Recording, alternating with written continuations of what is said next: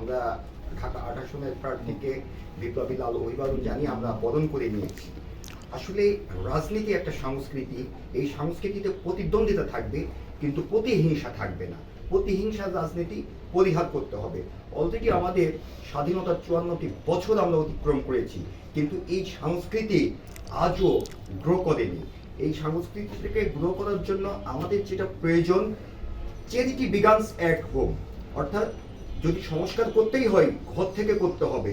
বড় দলের আমরা অনেক কালচার দেখেছি, অনেক কিছু দেখেছি, দিন শেষে কিন্তু তারা তাদের নিজেদের সুবিধা মতো জায়গাতে অবস্থান করে নেওয়ার জন্য অনেক কিছু করে। বাট আমাদের যিনি প্রার্থী এবং তার মেয়ে এসেছে, প্লাস তার অনেক নেতাকর্মী এসেছে, সবাইকে আমরা শুভেচ্ছা জানাচ্ছি। আসলে ভাই আমাদের কমরেডকে লাল একটি গোলাপ ফুল দিয়ে বরণ করেছে। ভালোবাসার রং লাল, দ্রোহের রং লাল, বিপ্লবের রং লাল। এখানে আমরা ভাইকে সাদরে বরণ করে নিচ্ছি এবং ভাইয়ের জন্য শুভকামনা থাকলো।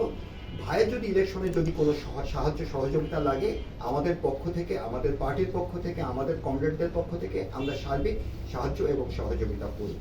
ইনকিলাব জিন্দাবাদ। আমরা তো